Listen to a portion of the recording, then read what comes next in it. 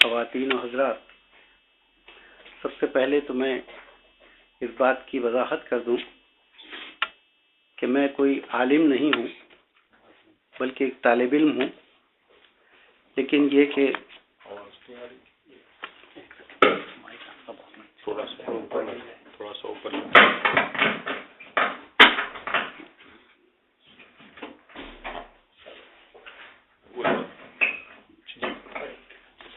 ٹھیک ہے،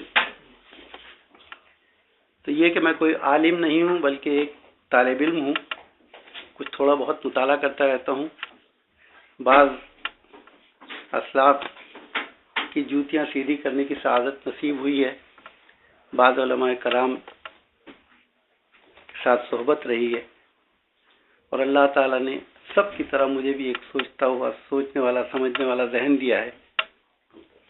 اس کے ذریعے میں مطالعہ کر کے اس مطالعے کی روشنی میں جو باتیں ذہن میں آتی ہیں اس کو طالب علمانہ انداز میں دوسروں تک پیش کر دیتا ہوں۔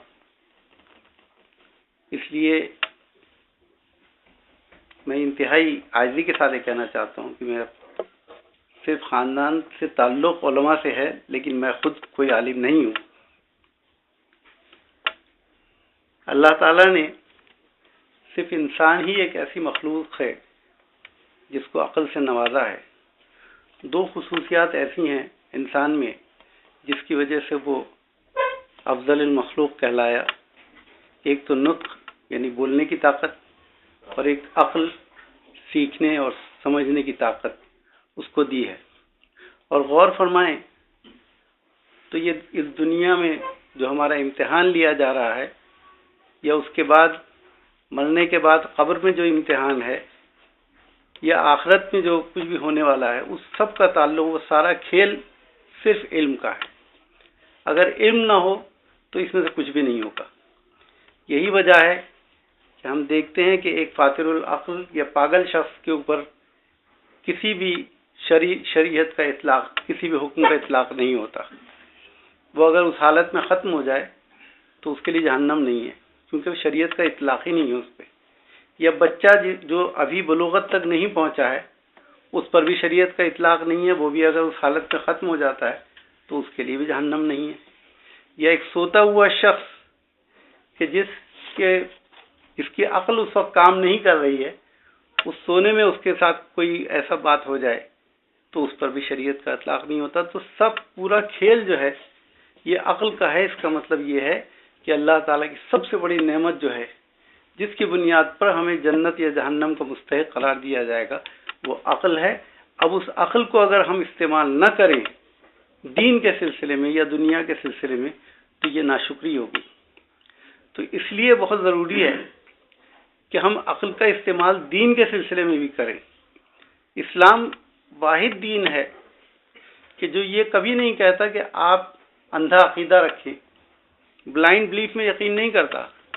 آپ اس لیے مسلمان نہیں ہیں کہ ایک مسلمان گھر میں پیدا ہوئے ہیں، بلکہ آپ کو یہ دعوت دیتا ہے قرآن کہ آپ غور کیجئے، فکر کیجئے، سمجھ کے مسلمان ہوئیے۔ یعنی آپ کو ایک کنونسڈ مسلمان دیکھنا چاہتا ہے، اور وہ کنونسڈ مسلمان، ایک مطمئن مسلمان آپ اسی وقت ہو سکتے ہیں جب دین میں آپ تدبر بھی کریں، تفکر بھی کریں۔ جب تک غور و فکر نہیں کریں گے اس وقت تک آپ اللہ تعالیٰ کی قدرت کو سمجھ نہیں سکتے، تو اللہ کو پہچان نہیں سکتے۔ اس کے لیے ضروری ہے کہ آپ اپنی عقل کا استعمال کریں۔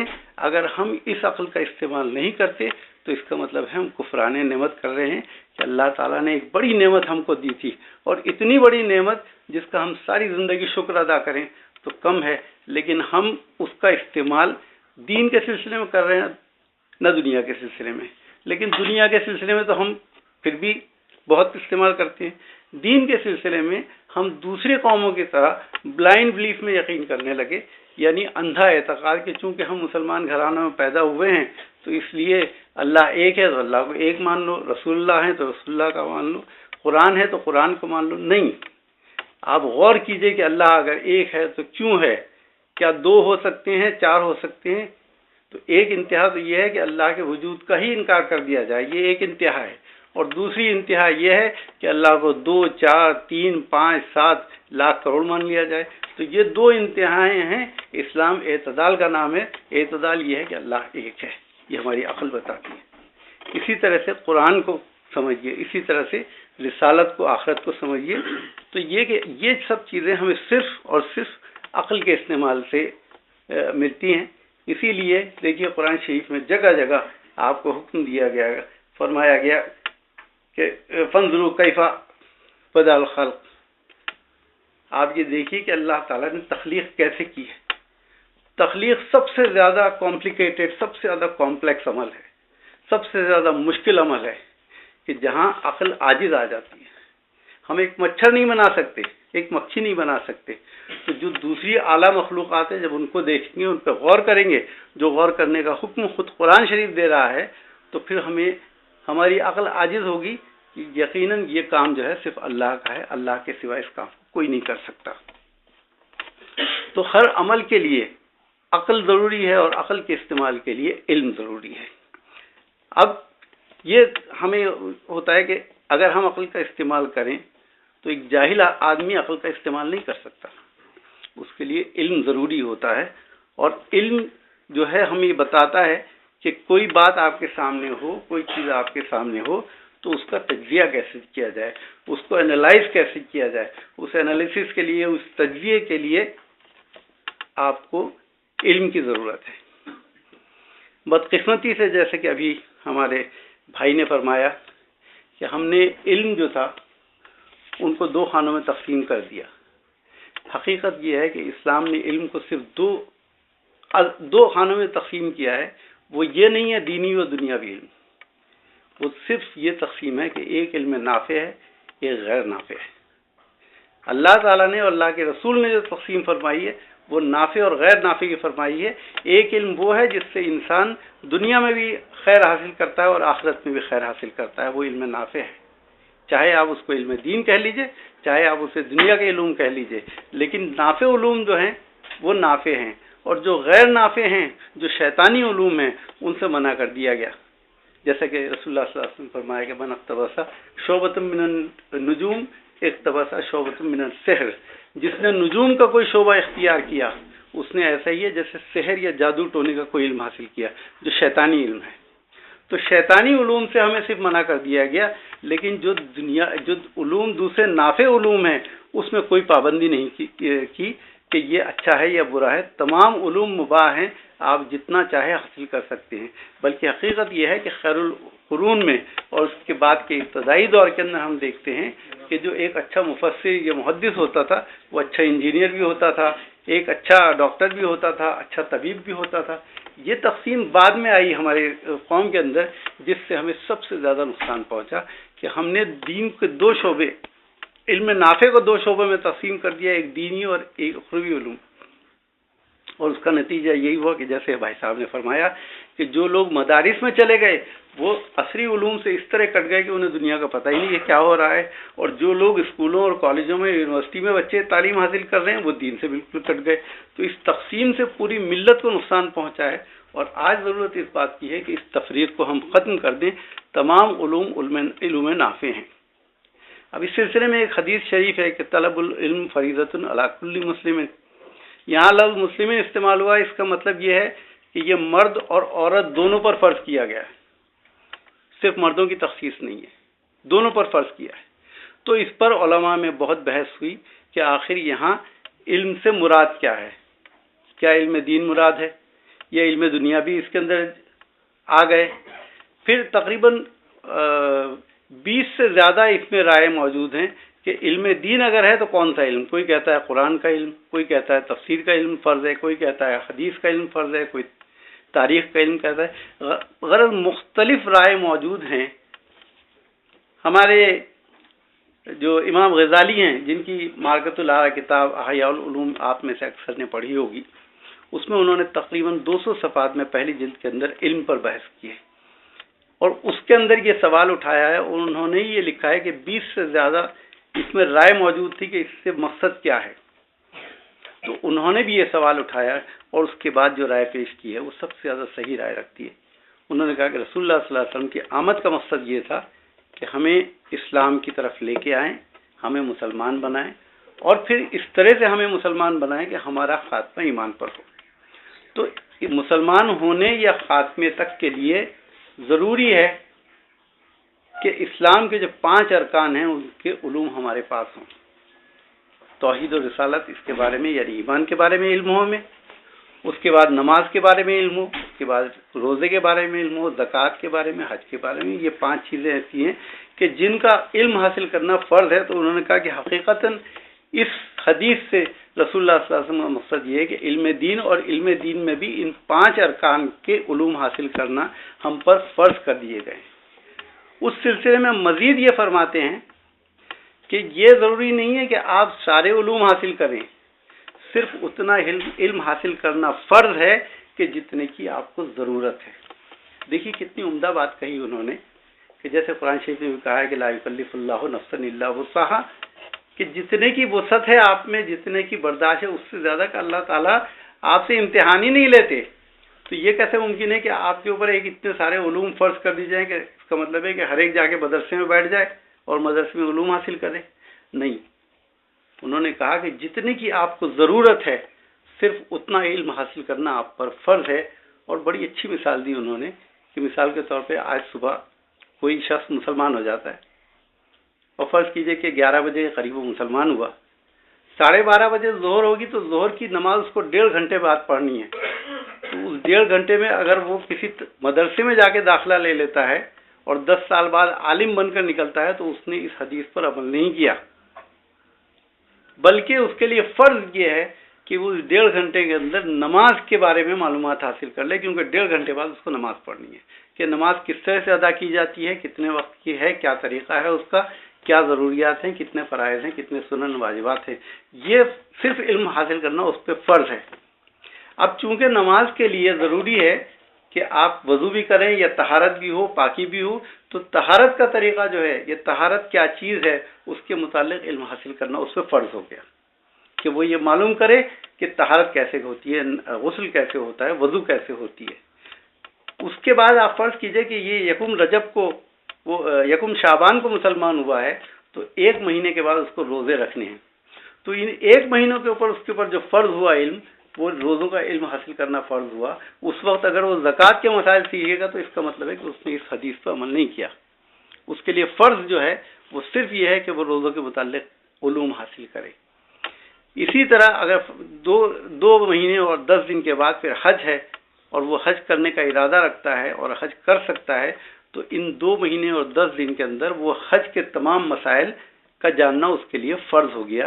تو فرض صرف وہی چیز ہے کہ جو اس کے لیے ضروری ہے، جو چیز ضروری نہیں ہے وہ حاصل کرنا فرض بھی نہیں ہے۔ مثال کے طور پہ ایک آدمی غریب ہے اور غربت سے ہی سالوں سے چلا آ رہا ہے، اور اس کو امید ہی نہیں ہے کہ آئندہ کبھی وہ زکوٰۃ ادا کرنے کے قابل ہوگا، تو وہ شخص اگر زکوٰۃ کے مسائل نہیں سیکھتا یا نہیں جانتا، اس پر کوئی گناہ نہیں، کیونکہ اس نے اس حدیث پر عمل کر لیا۔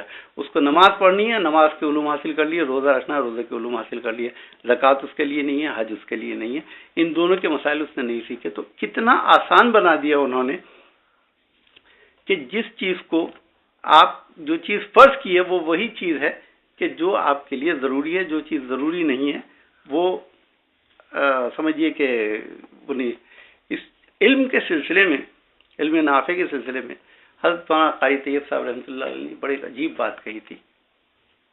انہوں نے کہا کہ ہم علم جسے کہتے ہیں حقیقتاً وہ علم نہیں ہے، یہ سب معلومات ہیں۔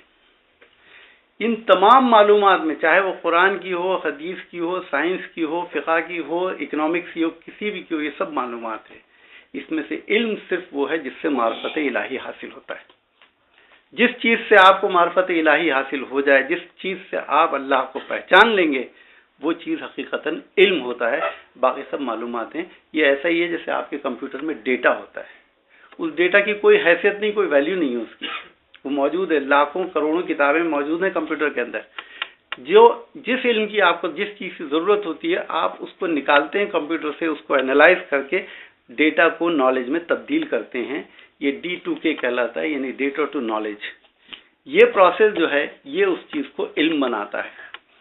دنیاوی اعتبار سے کہ ڈیٹا جب تک موجود ہے وہ ویلیو لیس ہے، اس کی کوئی حیثیت نہیں، لیکن جب آپ نے اس کو نالج میں کنورٹ کر دیا پروسیس کر کے تو وہ ڈیٹا ٹو نالج کنورٹ ہو گیا اور وہ آپ کے کام کا ہو گیا۔ اسی طرح سے دین کے اندر رسول اللہ صلی اللہ علیہ وسلم کے اس کے مطابق صرف وہ علم ہے کہ جس سے معرفت الہی حاصل ہو جائے۔ اس کی انہوں نے بڑی اچھی مثال دی، انہوں نے کہا کہ فرض کیجئے کہ ایک شخص دارالعلوم دیوبند میں جا کے داخلہ لیتا ہے، 7-8 سال کے بعد وہ عالم بن کے نکلتا ہے، اس کے بعد وہ تخصص میں چلا جاتا ہے، مفسر بن جاتا ہے، محدث بن جاتا ہے، مفتی بن جاتا ہے، بڑا عالم بن گیا۔ لیکن فرض کیجئے اس کی نیت یہ ہے کہ اس طرح سے علم حاصل کر کے عالم بن کے یا مفتی یا مفسر بننے کا میرا مقصد یہ ہے کہ اس سے مجھے کچھ شہرت حاصل ہو جائے، کچھ پیسہ مل جائے، کوئی منصب مل جائے، تو چونکہ اس کی نیت فاسد ہے اس لیے یہ علم نہیں رہا اس کے لیے، معلومات بن گیا، ڈیٹا بن گیا اس کے لیے۔ اب وہ علم نہیں رہا اس کے لیے، حالانکہ ہے علم قرآن و حدیث کا، لیکن یہ قرآن و حدیث کے علم اس کے لیے معلومات بن گئے، ڈیٹا بن گئے۔ اس کے برخلاف اگر ایک شخص ڈاکٹری پڑھ رہا ہے، اس کے بعد اس نے سرجری سیکھ لی اور سرجن بننے کے بعد اس نے ٹیبل پہ لٹا کے جب مریض کا سینہ چاک کیا اور دیکھا کہ قلب کام کر رہا ہے، معدہ کام کر رہا ہے، آنتیں کام کر رہی ہیں، وہ کہہ رہا ہے یا اللہ تو کیسا عجیب و غریب خالق ہے کہ ایسی عجیب و غریب مشینری ہر انسان کے اندر بنا دی کہ یہ دل بھی کام کر رہا ہے، جگر اور معدہ کام کر رہا ہے، کوئی بیٹری نہیں ہے، بغیر بیٹری کے کام کر رہا ہے اور 60 سال 70 سال 80 سال 100 سال تک کام کرتا ہے، تو کیسا عجیب و غریب خالق ہے۔ کہتے ہیں کہ وہ میڈیکل معلومات اس کے لیے علم بن گئی کیونکہ اس سے اس نے معرفت الہی حاصل کر لیا۔ تو ہمارے یہاں صرف علم نافع اور غیر نافع ہے، اسلام کے اندر کوئی علم غلط نہیں ہے، کوئی علم سیکھنا غلط نہیں ہے، بلکہ مباح ہے، بلکہ ضروری ہے کہ آپ علم دین تو ضرورت کے بقدر حاصل کریں، باقی تمام علوم آپ کے لیے مباح کر دیے گئے ہیں کہ جو چاہے جتنا چاہے آپ علم حاصل کیجئے، کوئی ممانعت نہیں ہے، کوئی روک ٹوک نہیں ہے اس پہ۔ حقیقت یہ ہے کہ علم جو ہے اس کا منبع قرآن مجید ہے، ہم سب جانتے ہیں، اور کلام اللہ ہو یا علم ہو، یہ رسول اللہ صلی اللہ علیہ وسلم کا معجزہ ہے۔ ہمارے علماء فرماتے ہیں کہ ہر نبی کو معجزات دیے گئے ہیں، لیکن اس معجزے کے اثرات قوم پر ضرور پڑتے ہیں۔ تو معجزہ تو ایک مثبت چیز ہے، مثبت طرف لے جاتی ہے، لیکن اس کے اثرات جب قوم پہ پڑتے ہیں تو قوم کی مرضی ہے، چاہے اس کو صحیح استعمال کر لے یا غلط استعمال کر لے۔ جیسے کہ حضرت موسیٰ علیہ السلام کا واقعہ ہے کہ حضرت موسیٰ علیہ السلام جب فرعون کے دربار میں پہنچے تو اس نے جادوگروں کو بلایا اور انہوں نے سانپ بنا دیے جادو کے زور سے، جس سے آپ کو خوف محسوس ہوا، فوراً حکم ہوا کہ اپنی چھڑی زمین پہ ڈال دو۔ جیسے ہی چھڑی زمین پہ ڈالی وہ ایک اژدہا بن گیا، سانپ بن گیا اور ان سب سانپوں کو ہڑپ کر گیا۔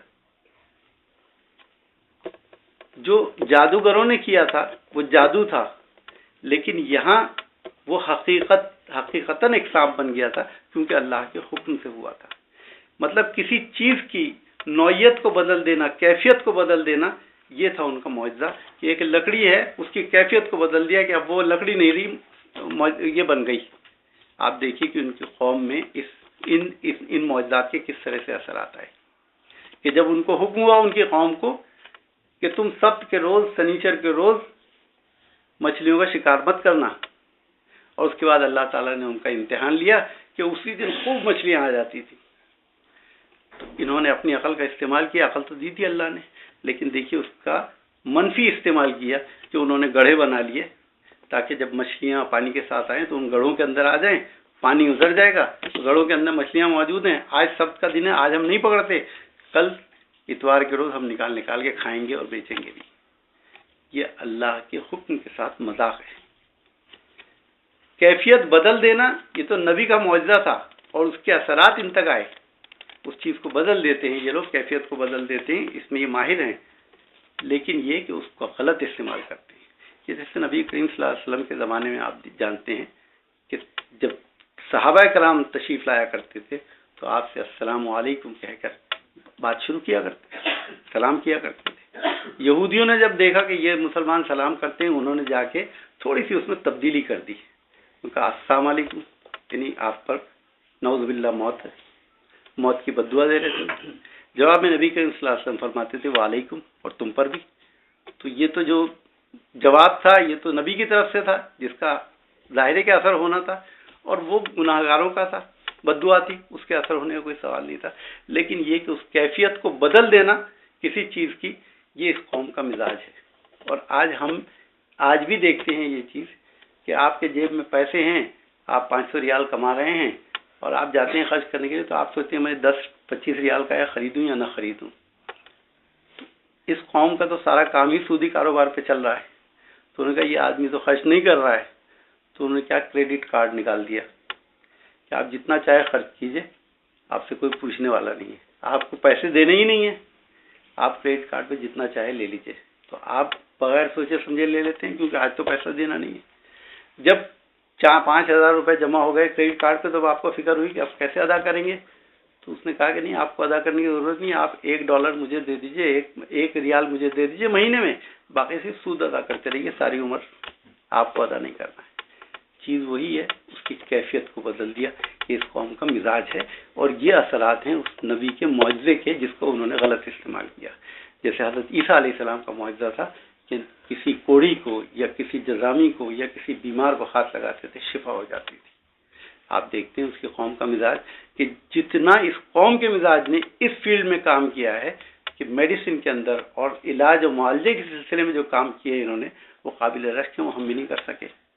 اور میڈیسن کو جو ترقی دی ہے اس قوم نے، وہ بھی قابل رشک ہے، وہ ہم نہیں کر سکے، یہ اور کوئی قوم نہیں کر سکی۔ انہی لوگوں نے کیا ہے کہ غریبوں میں بھی ہر جگہ جاتے ہیں اور مدد کرتے ہیں، یہاں تک کہ آپ دنیا میں کہیں بھی چلے جائیے، نرس اگر ہوگی کرسچن ہوگی۔ قوم کا مزاج بن گیا اس معجزے کی وجہ سے۔ آپ کا معجزہ ہے کہ ایک چڑیا بناتے تھے مٹی کی، اس میں پھونک بسم اللہ کہتے تھے، اڑ جاتی تھی۔ قوم کے اندر اس کے اثرات ملتے ہیں کہ یہ لوگ بھی بے جان چیزوں میں جان ڈال دیتے ہیں، محسوس یہ ہوتا ہے کہ بے جان چیزوں میں جان ڈال دی انہوں نے، اثرات آتے ہیں اس کے۔ اسی طرح سے جناب نبی کریم صلی اللہ علیہ وسلم کا معجزہ یہ ہے کہ آپ کو علم دیا گیا بطور معجزہ، تو اس قوم کا مزاج یہ ہے کہ وہ علم کی طرف جاتی ہے۔ اور آپ یقین جانیے، آپ تاریخ اٹھا کے دیکھ لیجئے کہ 1400 سال کے اندر علوم کے اندر جتنا کام مسلمانوں نے کیا ہے، چاہے علوم قرآن ہو، چاہے علوم حدیث ہو، چاہے علوم فقہ ہو، اس پر جو کام مسلمانوں نے کیا ہے اس کی کوئی نظیر دنیا میں کہیں نہیں ملتی۔ عصری علوم کے اندر ہم پچھڑے ہوئے ہیں، وہ ہماری غلطی ہے، وہ ہمارا اس پہ ہمیں خود احتساب کرنا چاہیے کہ کیوں ہے، خود غور کرنا چاہیے۔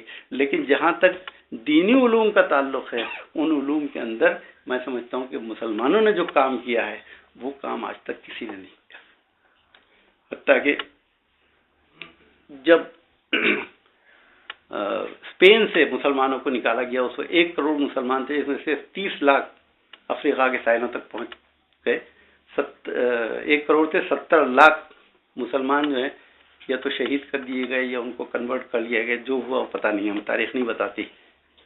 اس وقت جب انہوں نے ان کے علوم کو جلایا ہے تو اس کو بون فائر کا نام دیا، جو آج بھی ہم لوگ بھی کر لیتے ہیں اکثر بون فائر کر کے۔ اصل میں کیا تھا بون فائر؟ کتابیں جلائی تھی ہماری، جو علوم ہم نے دیے تھے دنیا کو، ان علوم کو جلایا تھا انہوں نے۔ یا جب تاتاری حملہ ہوا تھا تو اس وقت جو کتابیں تھیں وہ دریا میں پھینک دی تھی، تو دریا کا رنگ سیاہ ہو گیا تھا کہ وہ سیاہی کے طور پر استعمال کرتے تھے لوگ، اتنے علوم تھے۔ تو جو علوم کے لیے ہم نے کام کیا ہے، مسلمانوں نے کام کیا ہے، وہ کسی قوم نے نہیں کیا ہے۔ تو اصل میں عقل ہے جو علم کے ذریعے، پہلے علم ضروری ہے، علم کے بعد پھر عقل جو ہے وہ کسی چیز کا تجزیہ کرتی ہے اور اس کے بعد ہمیں بتاتی ہے کہ کسی چیز کی صحیح کیفیت کیا ہے۔ اس میں غور و فکر کرنے کی اجازت ہے ہمیں، بلکہ حکم دیا گیا ہے، لیکن غور و فکر کرنا، عقل کو استعمال کرنے کی بھی ایک حد ہے، اس حد سے ہم آگے نہیں بڑھ سکتے، اس کی اجازت نہیں دی گئی۔ مثال کے طور پہ میں یہ کہوں کہ بھئی نماز کا مقصد کیا ہے، ہم تجزیہ کیوں کرتے ہیں کسی چیز کا؟ اس کے مقصد تک پہنچنے کے لیے کہ اس کا مقصد کیا ہے۔ بھئی نماز کا مقصد یہی تو ہے کہ میں اللہ کو یاد کروں، اپنے رب کو یاد کروں اور اس کا شکر ادا کروں۔ تو بھئی یہ کام تو میں اپنے کمرے میں بیٹھ کے کر سکتا ہوں، ایک لا لگا لوں اللہ سے اور لا لگا کے اس کا شکر ادا کر دوں۔ یہ جیسے ہندو کرتے ہیں، جوگی کرتے ہیں کہ بھئی پہاڑی میں کسی جا کے بیٹھ گئے اور اپنے ایشور سے یا خدا سے لا لگا لیتے ہیں، اس کا شکر ادا کرتے ہیں، جو بھی طریقہ ہے، یہ ہم نہیں کر سکتے۔ عقل کا استعمال اس حد تک نہیں کر سکتے ہم کہ جہاں اس کیفیت بدل جائے، وہ چیز بدل جائے، کیونکہ نماز کا طریقہ جو ہے وہ قرآن میں کہیں نہیں بتایا گیا، یہ تو حدیث سے رسول اللہ صلی اللہ علیہ وسلم نے اپنے عمل سے ہمیں بتایا ہے۔ تو نماز کا جہاں مقصد ہمیں معلوم ہے، اس کے ساتھ ساتھ طریقہ عبادت جو ہے وہ بھی عبادت میں شامل ہے۔ ہم اپنی عقل کو استعمال کر کے ان طریقوں کو نہیں کر سکتے۔ طریقے کئی ہیں جو نبی کریم صلی اللہ علیہ وسلم سے ہیں، میں اس موضوع پہ نہیں جاؤں گا۔ مختلف طریقے ہیں جو مختلف ائمہ سے ہم تک پہنچے ہیں، اور سب صحیح ہیں، ہم سب کو صحیح سمجھتے ہیں، لیکن یہ کہ ان کے علاوہ کوئی میں اپنا نیا طریقہ نئی اختراع کروں، یہ ہمارے یہاں اس کی گنجائش نہیں ہے۔ یہاں پہ ہم عقل کا استعمال نہیں کر سکتے۔ اس میں ایک چھوٹی سی بات، میں چونکہ آپ سب حضرات بھی اس سے دور سے گزر رہے ہیں، اس لیے میں کہہ دینا ضروری سمجھتا ہوں کہ آج کل ایک بہت اچھی مہم چل رہی ہے قرآن فہمی کی، یعنی قرآن کو سمجھ کے پڑھنا۔ یہ بہت ہی مبارک اور نیک قدم ہے کہ لوگ قرآن کو سمجھ کے پڑھنا چاہتے ہیں، اور اس میں میرے اور آپ جیسے حضرات ہیں کہ جنہوں نے مدارس میں تعلیم نہیں حاصل کی، جو عربی زبان نہیں جانتے، وہ لوگ اس کو حاصل کرتے ہیں۔ تو یہ کر لینا بہت اچھی بات ہے، لیکن یہ کہ جب ہم اس طرح سے ان قرآنی علوم کو حاصل کرنے کی کوشش کریں تو ہمارے ذہن میں یہ بات رہنی چاہیے کہ ہم ابھی کے جی میں پڑھ رہے ہیں، ہمارا درجہ جو ہے کے جی کا ہے، ہم صرف قرآن کو سمجھ رہے ہیں۔ قرآن کو انٹرپریٹ کرنا یا قرآن پر تبصرہ کرنا یا اس کی تفسیر کرنا، یہ ہمارا کام نہیں ہے، یہ ان لوگوں کا کام ہے جنہوں نے اپنی ساری زندگی قرآن شریف، قرآن فہمی میں گزار دی، یعنی ہمارے علماء کرام، مفسرین، محدثین، ان کا کام ہے۔ ہم ہر جگہ آپ دیکھیے کسی ایکسپرٹ کے محتاج ہیں۔ جب میں بیمار ہوتا ہوں تو میں کوئی میڈیسن کی بک کھول کے نہیں دیکھتا کہ بھئی یہ سمٹم اگر یہ ہیں تو پھر اس میں علاج کیا ہوگا۔ میں کسی ایکسپرٹ کے پاس، یعنی ڈاکٹر کے پاس جاتا ہوں۔ میں اس میں اگر ڈاکٹر مجھے دوا لکھ کے دیتا ہے 3 دوائیں، تو میں یہ نہیں کہتا کہ یہ 2 صحیح ہیں، تیسری دوا آپ نے صحیح نہیں لکھی ہے، یہ غلط لکھی کیونکہ میرے سمٹم یہ ہیں اور کتاب میں یہ لکھا ہے۔ وہ میرا کان پکڑ کے باہر نکال دے گا کہ اگر صاحب اپنا علاج خود کر لیجئے۔ بالکل یہی چیز میں نے محسوس کی ہے، اور ہمارے یہاں بمبئی میں بھی یہ سلسلہ بہت تیزی سے چل رہا ہے اور بہت اچھا سلسلہ ہے۔ وہاں بھی یہ ہو گیا ہے کہ بعض لوگ قرآن سے شدبد ہو گئی کہ اس کو اب سمجھنے لگے، تو اب وہ علماء پر اعتراض کرنے لگے، مفتیات حضرات پہ کرنے لگے۔ تو ہمارے سامنے یہ بات ہے کہ فلاں مفتی صاحب نے قرآن کی اس آیت سے استنباط کیا ہے اور یہ کیا ہے، قرآن تو یہ کہہ رہا ہے، انہوں نے یہ کیسے کہہ دیا؟ میں نے کہا تم ابھی 6 مہینے کا تم نے ایک علم حاصل کیا ہے، قرآن سمجھنے لگے ہو، اور وہ شخص ہے کہ جس نے پوری زندگی گزاری ہے، تم اس پہ تنقید کر رہے ہو۔ تو یہ جو ہے، یہ چیز نہیں آنی چاہیے کہ سمجھ کے، اگر قرآن کو ہم سمجھ کے پڑھ رہے ہیں تو اس کا مطلب یہ نہیں کہ ہم اس کو انٹرپریٹ بھی کرنے لگے۔ اس میں ایک دلچسپ واقعہ ہے جو میں آپ کو بتانا چاہوں گا کہ ایسی ایک صاحب ہیں جو بہت کافی انہوں نے قرآن بھی رٹ لیا ہے اور کر لیا ہے، تو اس سے وہ ہفتے مجلس کرتے ہیں۔ تو ہمارے ایک دوست ہیں مفتی انعام اللہ صاحب، جو مذاہب علوم کے فارغ ہیں، مفتی ہیں، مفسر ہیں، ان سے ہمارا اکثر ربط رہتا، تو انہوں نے یہ واقعہ سنایا کہ وہ اکثر ان کی مجلس میں چلے جاتے تھے یہ دیکھنے کے لیے کہ سب صحیح چل رہا ہے یا نہیں چل رہا ہے۔ پہلے ایک دن میں گیا تو انہوں نے 1 گھنٹے کی تقریر کی قرآن کے اوپر، قرآن فہمی کے اوپر، اور اس کے بعد انہوں نے کہا کہ اب قرآن کے متعلق کوئی بھی سوال ہو آپ کے ذہن میں تو آپ پوچھیے، میں آپ کو جواب دوں گا۔ تو ان کی اس انداز سے وہ ذرا چونکے، ان کو برا لگا۔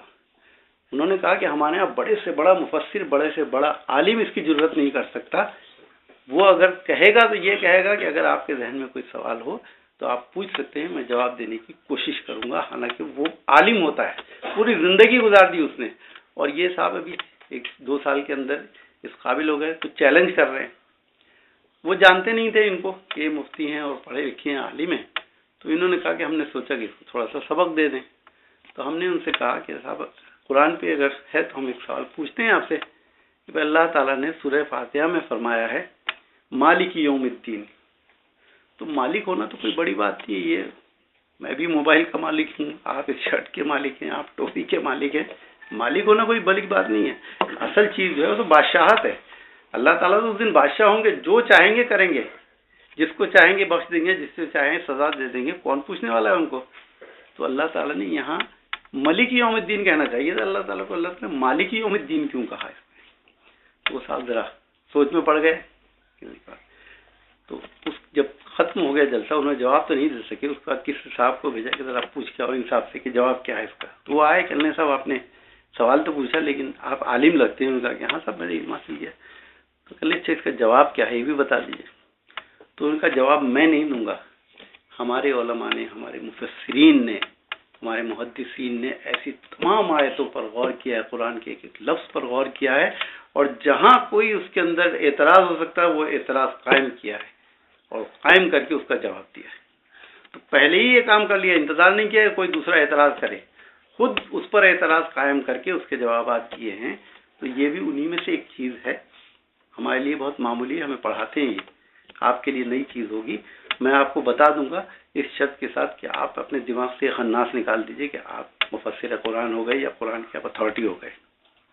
تو خیر بہرحال انہوں نے وہ تو نہیں کیا، لیکن کہا کہ نہیں آپ بتا دیجئے، جواب تو بتا دیجئے. تو انہوں نے کہا کہ دیکھیے جو ملک بادشاہ ہوتا ہے، جب ہم بادشاہ کہتے ہیں تو ایک عادل بادشاہ ہم سمجھتے ہیں کہ وہ انصاف پرور بادشاہ ہے. انصاف پرور بادشاہ ہمیشہ مجبور ہوتا ہے اپنے اس سے انصاف سے، کہ وہ اگر اچھا بادشاہ ہے اور دو آدمی اس کے سامنے آئیں تو وہ یہ نہیں کر سکتا کہ جس کے ساتھ ناانصافی اس کے مزید ناانصافی کر دے، یا جس نے ناانصافی کی اس کے ساتھ اس کو نواز دے. یہ نہیں کر سکتا، وہ مجبور ہے کہ اسے انصاف کرنا ہے کیونکہ وہ بادشاہ ہے. ایک اچھے بادشاہ کو ہمیشہ انصاف کرنا پڑتا ہے، وہ اپنے انصاف کے آگے مجبور ہوتا ہے. لیکن ایک مالک جو ہے اس کے سامنے کوئی مجبوری نہیں ہوتی. مثال کے طور پہ میں یہ موبائل میرا ہے، میں یہ کہوں کہ میں نے یہ 100 ریال کا خریدا ہے اور یہ میں آپ کو تحفے میں دینا چاہتا ہوں. کوئی مجھ سے پوچھ نہیں سکتا، کوئی مجھ سے اعتراض نہیں کر سکتا کہ یہ 100 ابھی تو لے کے آیا تھا 100 ریال کا. انصاف کو آپ جانتے نہیں، انصاف کو کیوں دے رہے ہیں آپ؟ میں یہ کہوں کہ یہ 100 ریال کا ہے، میں اس کو 1000 ریال میں آپ کو بیچوں گا، تو کوئی مجھ سے نہیں پوچھ سکتا کہ صاحب یہ 100 کی چیز آپ 1000 میں کیوں دے رہے ہیں. میں یہ کہوں کہ اس کا آپ کو 10 ریال روز کرایہ دینا پڑے گا، تو کوئی مجھ سے نہیں پوچھ سکتا یہ کیوں کیا. اور اگر میں یہ 1000 ریال کا ہے اور خرید کے اس کو توڑ کے پھینک دوں تو کوئی مجھ سے یہ پوچھ نہیں سکتا کہ آپ نے یہ نیا موبائل لے کے کیوں پھینک دیا. اس کا مطلب ہے کہ مکمل اختیار صرف مالک ہوتا ہے، ملک کو نہیں ہوتا. ملک تو مجبور ہوتا ہے، اس کو انصاف کرنا ہے، انصاف کے بغیر رہ نہیں سکتا ورنہ اس کی شان کے خلاف ہے. جبکہ مالک جو ہے اس کے پاس مکمل اختیار ہوتا ہے. تو اس دن حق تعالیٰ کے پاس مکمل اختیار ہوگا، جو چاہیں گے کریں گے، کوئی ان سے سوال نہیں کر سکتا. اس لیے یہاں ملک یوم الدین نہیں کہا، مالک یوم الدین کہا. ایسے بے شمار چیزیں ہیں کہ جس پر قرآن شریف کی کہ جس پر غور کر کے مفسرین نے اور ان کے جوابات خود دیے ہیں. اس سلسلے میں ایک بہت ہی دلچسپ جو بات میرے سامنے میں نے سنی عالم سے، وہ اس آیت کے بارے میں جو میں نے ابھی آپ کے سامنے تلاوت فرمائی، وَدَاعِيًا إِلَى اللَّهِ بِإِذْنِهِ وَسِرَاجًا مُنِيرًا. آپ اللہ کے حکم سے اللہ کے بندوں کو اپنی طرف بناتے ہیں اور آپ ایک روشن چراغ کے مانند ہیں. اب یہاں روشن چراغ رسول اللہ صلی اللہ علیہ وسلم کی شان میں کہا گیا ہے. تو اس میں دو اعتراض ہو سکتے ہیں، دو اشکال ہو سکتے ہیں. ایک تو یہ کہ جب کسی کو تشبیہ دی جاتی ہے تو ہمیشہ ادنا کو اعلیٰ سے تشبیہ دی جاتی ہے. مثال کے طور پہ میں کہوں کہ یہ بچہ بہت تیز دوڑتا ہے، بالکل چیتے کی طرح دوڑتا ہے، ہی از لائک اے ٹائیگر.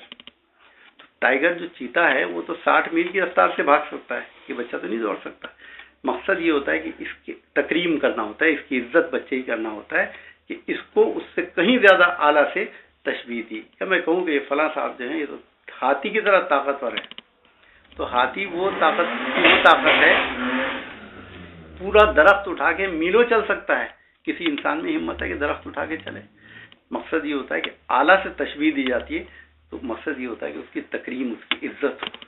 اب آپ بتائیے جناب رسول اللہ صلی اللہ علیہ وسلم تمام مخلوق میں سب سے زیادہ افضل ہیں، تو ان سے افضل کون ہوگا جس سے آپ کی مثال دی جائے؟ ممکن ہی نہیں ہے. لیکن اللہ تعالیٰ نے مثال دی، اور کس سے دی؟ سراج منیرہ، روشن چراغ سے. تو روشن چراغ کیوں کہا گیا؟ ظاہر ہے کہ علم کی روشنی آپ نے پھیلائی اور چراغ بھی روشنی پھیلاتا ہے، تو بالکل ظاہر بات ہے کہ یہ اشارہ اسی طرف ہے. لیکن آپ غور فرمائیں تو روشنی پھیلانے والی بے شمار چیزیں ہیں، اور اس میں سب سے زیادہ اعلیٰ تو سورج ہے. جب نکلتا ہے تو پوری دنیا میں سے دن رات ختم ہو جاتی ہے، دن آ جاتا ہے. تو اگر تشبیہ دینی تھی تو سورج سے دیتے، ان سے اعلیٰ نہیں تھا، لیکن مخلوق میں دوسری چیزوں میں نور پھیلانے والی چیزوں میں سب سے زیادہ اعلیٰ تھے، اس سے تشبیہ دیتے. چاند کی روشنی بہت ہوتی ہے کہ ہم ایک دوسرے کو پہچان سکتے ہیں چاند کی روشنی میں. آپ صلی اللہ علیہ وسلم نے حدیث کے ذریعے ہر چیز کی پہچان کرا دی تو اس سے تشبیہ دے دیتے. اللہ تعالیٰ نے اس سے بھی تشبیہ، ستاروں سے تشبیہ دے دیتے. پتہ چلا کہ روشنی پھیلانے والی جتنی بھی چیزیں اس میں کم ترین چیز جو ہے وہ روشن چراغ ہوتا ہے. سب سے ادنا ترین چیز سے مشابہت بتا رہے ہیں اور اس کی مثال دے رہے ہیں، وہ بھی کس کی؟ جناب نبی کریم صلی اللہ علیہ وسلم اپنے محبوب کی. کتنی عجیب بات ہے. اعتراض قائم ہو گیا کہ دیکھیے اللہ تعالیٰ نے اپنے محبوب کو مثال بھی دی تو کم ترین چیز سے دی. ہمارے مفسرین نے غور کیا اس پہ، اس کو اینالائز کیا، سوچا اس پر اور بتایا کہ روشن چراغ کے اندر ایک ایسی خصوصیت ہے جو اور کسی چیز میں نہیں ہوتی. بڑی عجیب بات ہے. کہتے ہیں سورج کی روشنی عمومی روشنی ہے، چاند کی روشنی عمومی، ہر ایک کو فائدہ پہنچ رہا ہے، چاہے نہ چاہے ہر ایک کو فائدہ پہنچ رہا ہے. آپ باہر کھڑے ہو جائیے، کتاب آپ کے ہاتھ میں دے دوں، آپ بڑی آسانی سے اس کو پڑھ لیں گے. آپ اندر کمرے میں آ جائیں، لائٹ نہیں بھی جل رہی ہے، سورج باہر نکلا ہوا ہے، اتنی روشنی ہوتی ہے، آپ پڑھ لیں گے آسانی سے. چاند کی روشنی ہے، عمومی روشنی ہے کہ آپ کہیں بھی چلے جائیں آپ کو نظر آ رہا ہے سب کچھ. ستاروں کی روشنی عمومی روشنی ہے کہ آپ کو نظر آ رہا ہے. لیکن اگر میں آپ کے ہاتھ میں کتاب یا صفحہ دے دوں اور کہوں کہ پڑھ کے دکھائیے رات کے وقت، اور ایک کمرے کے باہر آپ کو کھڑا کر دوں جس کے اندر کی کونے میں ایک چراغ چل رہا ہے چھوٹا سا، میں کہوں کہ اس کو پڑھ کے دکھا دیجیے، تو آپ کہیں گے بھائی اس میں کچھ نظر ہی نہیں آ رہا ہے کیا لکھا ہے. آپ تھوڑا سا اور قریب جائیں گے، 10 فٹ پہ پہنچ جائیں گے تو کہیں گے ہاں کچھ لکھا ہوا تو ہے لیکن کس زبان میں لکھا ہے یہ سمجھ میں نہیں آ رہا ہے. میں آپ سے کہوں گا اور قریب چاہیے تو 5 فٹ کے فاصلے پہ آپ جائیں گے تو کہہ رہے ہاں کچھ لکھا ہوا ہے اور عربی میں لکھا ہوا ہے، یہ میں سمجھ رہا ہوں اب، لیکن یہ کیا لکھا ہے نہیں سمجھ سکتا. آپ بالکل اس کے چراغ کے قریب چلے جائیے تو اس کے بعد کہیں گے کہ ہاں یہ تو بالکل صاف ہے، قرآن کی آیت رکھیے اللہ اور سراج منیرہ. اللہ تعالیٰ اس مثال کے ذریعے ہمیں ایک حکم دے رہے ہیں کہ دیکھو یہ میرے نبی ہیں، ان سے فائدہ اٹھا سکتے ہو، لیکن فائدہ اٹھانے کا طریقہ یہ ہے، وہی طریقہ اختیار کرنا پڑے گا جو چراغ کے ساتھ ہوتا ہے. جتنا قریب جاؤ گے اتنا استفادہ ہوگا، جتنا قریب جاؤ گے اتنا فائدہ ہوگا، جتنے دور ہو جاؤ گے فائدہ کم ہوتا جائے گا، حتیٰ کہ اس کی رینج سے نکل جاؤ گے فائدہ ختم ہو جائے گا. کتنی عمدہ بات کہی کہ رسول ہیں، میرے رسول ہیں، تم تک میرا پیغام لائے ہیں، قربت حاصل کرو. قریب ہوگے فائدہ ہوگے، دور ہو جاؤ گے فائدہ ختم ہو جائے گا. مثال وہی ہے اللہ تعالیٰ کی دی. اللہ تعالیٰ کی عبث کاری نہیں ہے، اللہ تعالیٰ کے یہاں کوئی غلط مثال نہیں ہے، لیکن اگر ہم نہ سمجھ سکیں تو یہ ہمارے فہم کا قصور ہے. اس کے لیے اللہ تعالیٰ نے ہمیں عقل دی ہے، عقل سے آپ اللہ کو پہچان سکتے ہیں. صرف عقل ہی کے بلبوتے پر آپ اللہ کو پہچان سکتے ہیں، اور کوئی طریقہ نہیں ہے. اسلام آخری مذہب ہے ہم جانتے ہیں، اور رسول اللہ صلی اللہ علیہ وسلم آخری نبی ہے، یہ بھی ہم جانتے ہیں. اب قیامت تک کوئی نبی آنے والا نہیں ہے. اس کا مطلب ہے کہ قیامت تک رسول اللہ صلی اللہ علیہ وسلم کی نبوت جاری رہے گی. تو پھر کیا وجہ ہے کہ حضور صلی اللہ علیہ وسلم کے زمانے میں کچھ معجزات سامنے آ گئے ہمارے، اور یہ دنیا پتہ نہیں کب تک چلے گی، تو کیا معجزات کا سلسلہ ختم ہو گیا؟ جب نبوت جاری ہے تو معجزات بھی جاری رہنے چاہیے. یہ ایک سوال پیدا ہوتا ہے. تو غور کریں. تو ابھی حال ہی میں نے انٹرنیٹ پر ایک واقعہ پڑھا، اور اس کے بعد یہ بات ذہن میں آئی کہ حقیقت یہ ہے کہ آج بھی رسول اللہ صلی اللہ علیہ وسلم کے معجزات کا سلسلہ جاری ہے. اگر آپ غور فرمائیں، ختم نہیں ہوا اور قیامت تک جاری رہے گا. واقعہ یہ ہے کہ ایک آپ جانتے ہیں کہ کویت پر جب حملہ ہوا تھا، اس کے بعد سے سعودی عرب کے اندر بڑے بڑے امریکہ کے جو فوجی افسر ہیں وہ شہزادوں کے پاس ان سے دوستی ہو گئی، شہزادوں سے، وزیروں سے ان کے پاس اکثر بیٹھے رہتے ہیں، ان سے دوستیاں ہو گئی اور بہت قربت ہو گئی ان سے. تو ایسی ہی ایک جگہ کا واقعہ ہے کہ ایک سعودی شہزادہ اپنے آفس میں بیٹھا ہوا تھا، اس کے سامنے ایک گورا امریکی بڑا افسر بیٹھا ہوا تھا. سامنے ٹی وی اسکرین پر منظر چل رہے تھے حج کا زمانہ تھا. سعودی نے اس سے کہا کہ آپ جانتے ہیں اس مطلب کی رپورٹ یہ ہے کہ حج میں 30 لاکھ آدمی آئے. تو اس نے کہا کہ ہاں واقعی بہت بڑا مجمع ہے، تو ہم اس کو ایک بہت بڑی بات سمجھ کے کہتے ہیں کہ بھئی 30 لاکھ کا مجمع ہو جانا کوئی بہت بڑی بات ہے، حالانکہ یہ کوئی بہت بڑی بات نہیں ہے۔ تبلیغی اجتماع جمع ہو جاتے ہیں 30 لاکھ روپے۔ ہندوؤں میں کمبھ کا میلہ ہوتا ہے، اس میں 1 کروڑ آدمی آتے ہیں، عین ممکن ہے کہ ایک دن 30 لاکھ آدمی جمع ہو جاتے ہوں۔ 30 لاکھ انسانوں کا ایک جگہ جمع ہو جانا کوئی ایسی بات نہیں ہے کہ جس کو ہم فخر سے بیان کریں، لیکن اس شخص نے، امریکہ نے کہا کہ ہاں واقعی بہت بڑا مجمع ہے۔ تو اس نے کہا کہ میں آپ سے ایک سوال پوچھوں؟ کہ ہاں پوچھیے۔ تو سعودی نے کہا کہ اچھا یہ بتائیے کہ اگر ان 30 لاکھ انسانوں کو یہ حکم دیا جائے کہ آپ ایک خاص ترتیب سے کھڑے ہو جائیں تو اس میں کتنا وقت لگے گا؟ تو وہ سوچنے لگا کہ بھائی یاد رکھیے 30 لاکھ آدمی ہیں۔ میں نے کہا ہاں بھائی وہ تو بہت زیادہ وقت لگے گا، میں کہا 6-7 گھنٹے تو لگ جائیں گے۔ اس نے کہا نہیں، آپ کو ایک بات اور ذہن میں رکھنی پڑے گی کہ یہ کسی ایک ملک کے نہیں ہے، یہ 80 ممالک سے آئے ہوئے لوگ ہیں۔ تو اس نے کہا کہ اچھا تو پھر اور شاید 8-10 گھنٹے لگ جائیں۔ تو اس نے کہا نہیں، آپ کو ایک بات اور سمجھنی پڑے گی کہ ان کی زبانیں بھی مختلف ہیں، کوئی ایک زبان بول رہا ہے، کوئی دوسری زبان بول رہا ہے۔ ہو سکتا ہے کہ اس وقت فریم کے اندر جو 100 آدمی ہوں ان میں 100 کے 100 کی زبان مختلف ہو، تو کوئی کمیونیکیشن نہیں ہے آپس میں۔ تو سوچنے لگا کر لیں بھائی یہ تو بہت مشکل ہو گئی، تو 12-13 گھنٹے لگ سکتی ہے اس کے اندر۔ تو اس نے کہا نہیں، آپ کو ایک بات اور سوچنی ہے، وہ یہ کہ ان تمام لوگوں کے اسٹیٹس بھی مختلف ہیں۔ کوئی امیر ہے، کوئی غریب ہے، کوئی پھکڑ ہے، کوئی وزیر ہے، کوئی بادشاہ ہے، سب کے اسٹیٹس الگ الگ ہیں، اور سب کو ترتیب میں کھڑا کرنا ہے، ایک ہی ترتیب میں کھڑا کرنا ہے۔ تو سوچنے لگا کر لیں پھر تو شاید 20-22 گھنٹے لگ جائیں۔ تو اس نے کہا نہیں، آپ کو ایک بات اور غور کرنی ہے۔ کیا؟ کہ ان کو کھڑا کرنے کے لیے ہمارے پاس والنٹیئر نہیں ہے۔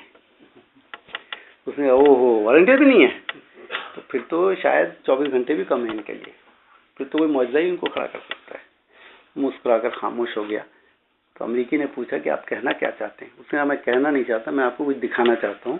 ابھی ان کو حکم دیا جائے گا کہ ایک ترتیب سے کھڑے ہو جائیں تو میں آپ سے کہوں گا آپ اپنی گھڑی میں اسٹاپ واچ چلا دینا اور پھر دیکھنا۔ ٹھیک ہے۔ مغرب کی اذان ہوئی، اذان کے بعد جیسے کہ آپ جانتے ہیں حرم شریف میں 2 رکعت وہ پڑھتے ہیں حضرات، وہ پڑھ کے ان کے بعد جب تکبیر شروع ہوئی، اقامت جیسے ہی شروع ہوئی، ان کا دیکھیے ابھی ان کو حکم دیا جا رہا ہے آپ اسٹاپ واچ چلا دیے۔ اس نے اسٹاپ واچ چلا دی۔ کے بعد تکبیر ختم ہوئی تو امام صاحب نے سب کو پڑھی، اپنا حدیث پڑھی، اور پھر اللہ اکبر کا ان کا کتنا وقت ہوا؟ اس نے کہا 49 سیکنڈز۔ اس نے کہا یہ وہی 30 لاکھ انسان ہیں جو 80 ممالک سے آئے ہیں، جن کی زبانیں مختلف ہیں، جن کے اسٹیٹس مختلف ہیں، جن کی زبانیں مختلف ہیں، اور جن کے لیے کوئی والنٹیئر نہیں تھا۔ 49 سیکنڈ کے اندر یہ اس ترتیب سے کھڑے ہوئے ہیں کہ آپ دیکھیے ہر سرکل پرفیکٹ ہے، کوئی سرکل آپ کو ٹیڑھا نظر نہیں آئے گا۔ 2 سرکل کے درمیان جو جگہ ہے وہ بھی پرفیکٹ ہے، اتنی ہی ہے، یکساں ہے بالکل۔ 2 لوگوں کے درمیان اتنی جگہ نہیں ہے کہ بکری کا بچہ گھس جائے۔ اور یہ ترتیب صرف صحن تک نہیں ہے، اس کے بعد مسجد ہے، مسجد میں بھی یہی ترتیب ہے، اس کے بعد سڑکیں ہیں، سڑکوں پہ بھی یہی ترتیب ہے، کہیں بھی آپ جا کے دیکھ لیجیے صرف یہی ترتیب ہے۔ وہ شخص کھڑا ہو گیا، اس نے کہا میں نے نماز تو بہت بار دیکھی، یہ معجزہ میں نے آج دیکھا، یہ تو معجزہ ہے، مجھے آپ مسلمان بنا لیجیے۔ وہ اسلام قبول کر لیا اس نے۔ یہ دیکھ کے پتا چلا کہ نبی کریم صلی اللہ علیہ وسلم کا معجزہ ہے۔ ایسی تربیت فرمائی ہے امت کی کہ آج 1400 سال کے بعد بھی اس میں سر منہ فرق نہیں آیا، بال برابر فرق نہیں آیا اس کے اندر۔ آج بھی جب تکبیر ہوتی ہے تو مسلمان اسی ترتیب میں 30-40 سیکنڈ کے اندر اسی ترتیب میں کھڑے ہو جاتے ہیں جیسے آج سے 14 سال پہلے کھڑے ہوتے۔ یہ معجزہ نہیں ہے؟ اس سے بڑا معجزہ کیا ہوگا؟ ایسی تربیت کرنا کسی انسان کے بس کی بات ہے۔ آپ اپنے بچوں کی تربیت کرتے ہیں تو تربیت کرنے کے بعد آپ دیکھتے ہیں کہ 1 نسل 2 نسل تک جاتی ہے۔ یہاں کتنی نسلیں آ گئی؟ 1400 سال کچھ کم نہیں ہوتے، لیکن 1400 سال کے بعد بھی، اور اگر دنیا باقی رہی 1400 سال اور، تو اس کے بعد بھی یہی ترتیب باقی رہے گی۔ آپ دیکھیے گا یہی تربیت باقی رہے گی۔ یہ نبی کریم صلی اللہ علیہ وسلم کا معجزہ ہے۔ تو غور کیا تو پتہ چلا کہ یہ بھی معجزہ ہے۔ معجزات کی کتاب میں 150-200 معجزات، کسی میں 150 کسی میں ملتے ہیں رسول اللہ صلی اللہ علیہ وسلم کے، جو قرآن سے اور حدیث سے لیے گئے ہیں۔ حقیقت یہ ہے کہ غور کریں تو آپ کو بے شمار معجزات اور نظر آئیں گے جو رسول اللہ صلی اللہ علیہ وسلم کے ہیں، اور جاری رہیں گے، قیامت تک جاری رہیں گے۔ صرف شرط یہ ہے کہ آپ ان پر غور فرمائیں۔ اگر ہم غور کریں تو ان معجزات کا سلسلہ ابھی ختم نہیں ہوا، کیونکہ نبوت ختم نہیں ہوا۔ جب تک نبوت جاری ہے معجزات کا سلسلہ بھی جاری رہے گا۔ اس سلسلے میں یہ ہے کہ اگر ہم تجزیہ کرنے کے، عقل کے ذریعے تجزیہ کرنے کے قابل نہیں ہیں، تو یہ حقیقت ہے کہ ہم اللہ تعالیٰ کے شکر بھی ادا نہیں کر سکتے۔ شکر ادا کرنے کے لیے تجزیہ بہت ضروری ہے، اور شکر کا مطلب یہ ہے کہ اچھے یا برے دونوں حال کے اندر تجزیہ کریں۔ صحیح بات یہ ہے کہ ہم اللہ کی حمد کرنی چاہیے۔ حمد کا مقام کیا ہے، اس کے لیے میں آپ کو صرف 2 باتیں بتانا چاہوں گا جو علماء نے بتائی ہیں، کہ میں اپنی طرف سے نہیں کہہ رہا ہوں، علماء سے سن کے کہہ رہا ہوں، کہ عربی کے اندر تعریف کے لیے کئی الفاظ استعمال ہوتے ہیں، جس میں ایک ہے مدح، ایک ہے ثنا اور ایک ہے حمد۔ مدح یہ ہے کہ آپ تعریف کر رہے ہیں لیکن وہ جھوٹی بھی ہو سکتی ہے، جیسے ہم دیکھتے ہیں کہ بادشاہوں کی شاعر تعریف کیا کرتے تھے، مدح لکھا کرتے تھے، تو مدح میں جھوٹ ہو سکتا ہے، امکان ہے اس کا، وہ مدح ہوتی ہے کہ سچ بھی ہو سکتی ہے، جھوٹ بھی ہو سکتی ہے۔ دوسری ہے ثنا۔ ثنا یہ ہے کہ آپ کے ساتھ کسی نے اچھا معاملہ کیا، نیک معاملہ، نیکی کا معاملہ کیا، اس کے جواب میں آپ نے اس کی تعریف کی، جیسے آپ نے میں قرض دار تھا، بہت مقروض تھا، آپ نے میرا قرض ادا کر دیا، اور میں آپ کی تعریف کروں کہ صاحب یہ بہت نیک آدمی ہیں، بہت اچھے آدمی ہیں۔ یہ ثنا ہو گئی کہ کوئی اچھا کام میرے ساتھ ہوا، اس کے جواب میں نے اچھا آپ کی تعریف کر دی، یہ ثنا ہو گئی۔ لیکن حمد کیا ہے، اسے سمجھنے کے لیے میں ایک مثال دینا چاہتا ہوں۔ وہ یہ ہے کہ فرض کیجئے کہ آپ کو جاب کی ضرورت ہے، کل اتفاق سے آپ کو بہت اچھے جاب کا انٹرویو آ گیا کل صبح، اور 10 بجے پہنچنا ہے۔ آپ کو پتا ہے کہ صبح میں صرف ایک بس جاتی ہے 9 بجے، آپ کو ہر حال میں وہ بس پکڑنی ہے۔ آپ 9 بجے سے پہلے تیار ہو کے آتے ہیں تو پتہ چلا کہ بس جو ہے وقت سے پہلے آ گئی، 2 منٹ پہلے آ گئی۔ آپ بھاگتے ہیں یہ سوچ کے کہ بھائی میں بھاگ کے پکڑ سکتا ہوں۔ جب بھاگ رہے ہیں، بھاگتے رہتے وہاں پانی ہے، پانی میں آپ کا پیر پھسل گیا، آپ گر گئے، آپ کے کپڑے خراب ہو گئے، اب جانے کا سوال نہیں۔ آپ شکایتی انداز میں آسمان کی طرف دیکھتے ہیں کہ یا اللہ، میں اچھا خاصا جا رہا تھا، پکڑ لیتا ہے، چلا جاتا، انٹرویو میں ہو جاتا میرا۔ ابھی 50 قدم پہ بس گئی، اچانک بس میں ایک بلاسٹ ہوا، بس پھنس گئی، سب لوگ مر گئے۔ آپ نے اللہ کا شکر ادا کیا کہ اللہ تو نے مجھے بچا لیا اس مصیبت سے۔ اب جو شکر ادا کیا یہ ثنا ہے۔ اللہ نے آپ کے ساتھ ایک اچھا معاملہ فرمایا، آپ کی جان بچا دی، تو آپ شکر ادا کر رہے ہیں۔ لیکن جس وقت آپ گرے تھے، جس وقت تک وہ بس پھٹی نہیں تھی، اس وقت اگر آپ اللہ کا شکر ادا کرتے کہ یا اللہ آج آپ نے مجھے ناکام کر دیا ہے، لیکن اس ناکامی میں کیا خیر ہوگی میں نہیں جانتا، تو بہتر جانتا ہے، تو اس لیے میں تیرا شکر ادا کرتا ہوں۔ یہ حمد ہے۔ حمد کا مطلب یہ ہے کہ آپ اچھا حال ہے یا برا حال ہے، ہر حال کے اندر آپ اللہ سے لو لگائیں اور اللہ کا شکر ادا کریں۔ یہ بات صرف تجزیے سے آپ حاصل کر سکتے ہیں، اور اس کے لیے میں صرف ایک مثال آپ کے سامنے پیش کرتا ہوں۔ شاید ہی آپ میں کوئی ایسا ہو جس کو کبھی ٹھوکر نہ لگے۔ سب کو ٹھوکر لگتی ہے، اور جب ٹھوکر لگتی ہے تو اتنی شدید تکلیف ہوتی ہے پیر میں کہ ناقابل بیان ہوتی ہے، کہ آپ کا منہ سرخ ہو جاتا ہے اور تکلیف سے آپ تلملا اٹھتے ہیں۔ جو جاہل ہوتا ہے اس کے منہ سے گالی نکلتی ہے، تو پڑھا لکھا ہوتا ہے وہ شکایتی انداز میں اللہ کے آسمان کی طرف یا اللہ کیا کر دیتا ہے۔ آدمی جاننے والا ہوتا ہے وہ قرآن کے حکم کے مطابق ان للہ و انا الیہ راجعون کہتا ہے، لیکن جو آدمی اللہ کو پہچانتا ہے وہ اللہ کا شکر ادا کرے گا۔ کیوں شکر ادا کرے گا؟ یہ تجزیے سے معلوم ہوگا آپ کو۔ جب آپ کو ٹھوکر لگی اور آپ کو تکلیف ہوئی، وہ تکلیف اس بات کا ثبوت ہے کہ اس پیر کو اٹھانے کے لیے، اس قدم کو اٹھانے کے لیے آپ نے کتنی طاقت لگائی تھی۔ جب تک ٹھوکر نہیں لگتی آپ کو اندازہ نہیں ہوتا کہ آپ ہر قدم پہ کتنی طاقت حاصل کر رہے ہیں اللہ کی طرف سے، جو فری ہے، کوئی اللہ تعالیٰ چارج نہیں کر رہے ہیں اس کا۔ اللہ تعالیٰ نے آپ کو پیدا فرما دیا ہے۔ اللہ تعالیٰ اپنی ذمہ داری جانتے ہیں کہ آپ کو ہر قدم پر، میں اگر اس بچے سے کہوں کہ بیٹا پانی پلا دے وہاں سے، تو جائے گا 10 قدم جا کے وہاں سے پانی لا کے پانی پلا دے گا، 20 قدم اس کے ہو جائیں گے۔ ان 20 قدموں کے اٹھانے کے لیے اس نے کتنی طاقت لگائی، اس کا اندازہ نہ اسے نہ ہمیں، ہم سوچتے ہی نہیں۔ لیکن جب ٹھوکر لگی تو ہمیں احساس ہوتا ہے کہ ارے اس پیر کو اٹھانے کے لیے میں نے اتنی طاقت لگائی تھی، اتنی تکلیف ہو رہی ہے۔ اور حقیقت یہ ہے کہ اس طاقت کا یا اس چیز کا اندازہ لگانا ہے اگر آپ کو، تو آپ اس شخص سے پوچھیے جو ویل چیئر پہ بیٹھا ہوا ہے۔ وہ کہے گا کہ تم خوش نصیب ہو کہ تم کو ٹھوکر لگ سکتی ہے، کاش اللہ تعالیٰ مجھے ایسا بناتا کہ مجھے ٹھوکر لگتی۔ خواہش کرے گا کہ اسے ٹھوکر لگتی ہے، آپ کو برا لگتا ہے، لیکن وہ خواہش کرے گا کہ اسے کاش ٹھوکر لگ سکتی، کیونکہ وہ اس قابل نہیں رہا۔ تو یہ نعمتیں ہیں اللہ تعالیٰ کی، جو ہر پل ہمیں مل رہی ہیں، ہر پل اللہ تعالیٰ ہمیں پال رہے ہیں، ہم ان کا اگر شکر نہیں ادا کرتے. ہم شکر ادا کرتے ہیں لیکن اس انداز میں نہیں کرتے. آپ نے دیکھا ہوگا بہت سے لوگ تکلیف میں ہوتے ہیں، پریشان ہوتے ہیں، آپ پوچھیں کہ کیا حال ہے، الحمدللہ خیریت. کہنے کا انداز اس کا بتا رہا ہے کہ وہ شکر نہیں ادا کر رہا ہے، وہ شکایت کر رہا ہے آپ سے. کہنے کا انداز کیوں؟ کیونکہ واقف نہیں، اس نے تجزیہ نہیں کیا کہ نہ جانے کون سی خیر ہے اس خرابی کے اندر، ان برے حالات میں جن سے وہ گزر رہا ہے اس میں پتہ نہیں اس کے لیے کیا خیر ہے. یاد رکھیے، آپ اپنے ماضی کو جانتے ہیں، اس کو دیکھ کے آپ مستقبل کے فیصلے کرتے ہیں، جبکہ حق تعالیٰ آپ کے مستقبل کو جان کے آپ کا آج فیصلہ کر رہا ہے. تو اس لیے اللہ کا ہر وقت ہر زمانے میں شکر ادا کریں. یہ شکر ادا نہیں کریں گے اگر ہم، تو ہمارے لیے بڑی محرومی ہے کہ قرآن شریف کے اندر بہت واضح انداز میں، صاف انداز میں فرمایا ہے لَإِن شَكَرْتُمْ لَأَزِيدَنَّكُمْ، تم جتنا شکر ادا کرو گے میں اتنا ہی تمہیں زیادہ دوں گا. یہ دنیا کے لیے. اور اگر آپ نے تجربہ نہیں کیا تو آج سے تجربہ کر کے دیکھیے کہ ہر حال میں اللہ کا شکر ادا کر کے دیکھیے، آپ کے اوپر یقین جانیے نعمتوں کی بارش ہوگی. صرف شکر ادا کیجیے اور دل سے شکر ادا کیجیے، چاہے ہم تجزیہ کریں یا نہ کریں. اللہ کا شکر ادا کیجیے کہ میں نہیں جانتا کہ اس میں کیا خیر تھی، یہ خرابی میرے لیے آپ نے مقدر کی تھی، میں نہیں جانتا کہ اس میں میرے لیے کیا خیر تھی، لیکن آپ نے یہ دی ہے، آپ کی طرف سے ہے، تو اس میں یقیناً میرے لیے کوئی خیر ہوگی. اللہ کا شکر ادا کرتے رہیے. جب آپ شکر ادا کریں گے تو اللہ تعالیٰ آپ کو مزید دیں گے. اللہ تعالیٰ نے اس آیت کے اندر کوئی کنڈیشن نہیں رکھی ہے، اس کے علاوہ کوئی کنڈیشن نہیں ہے. لَإِن شَكَرْتُمْ لَأَزِيدَنَّكُمْ، شکر ادا کرو، ہر چیز میں لے کے اللہ تعالیٰ نعمتوں کی بارش کر دیں گے.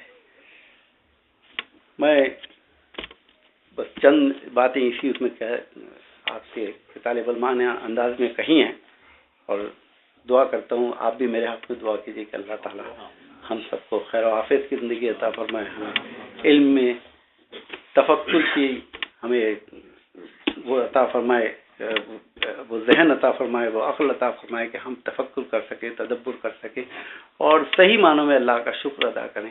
وآخر دعوانا الحمدللہ. سوالات ہے تو تھوڑا بیٹھے پانی. جی سر. جی، جو انسان سویا ہوا ہے اس پر بھی شریعت کا اطلاق نہیں ہوتا، یہ کیسے؟ تو جہاں تک مجھے یاد پڑ رہا ہے، میں تو عالم نہیں ہوں، لیکن یہ کہ سوتے ہوئے میں اور نابالغ اور ایک یہ ان تینوں پر شریعت کا اطلاق نہیں ہوتا، کیونکہ اس وقت اپنے ہوش میں ہی نہیں ہے. وہ دیکھیے ایک انسان ہے جو بہت گنہگار ہے، جی جی، اور اتفاق سے وہ سو رہا ہے اور اس کو موت آ گئی، کیا اس کے تمام گناہ معاف ہو جائیں گے؟ نہیں، یہ مقصد نہیں ہے. مقصد یہ ہے کہ اس دور میں جیسے بچہ ہے، بچہ اگر فیوچر میں گناہ کرے گا تو اس کو سزا ملے گی، لیکن یہ کہ جب تک وہ بچہ ہے اس دور میں جو برے کام کرے گا. اسی طرح جو آدمی سو رہا ہے، سوتے ہوئے اگر اس سے کوئی ایسا عمل سر ہو جائے جو گناہ میں آتا ہے، تو اس دور کا، کیونکہ اس نے کانشیسلی نہیں کیا، اس پیریڈ سوتے ہوئے میں کوئی گناہ، باقی جو گناہ ہے وہ تو جو لے کے ہیں وہ باقی ہے. جی، اگر آپ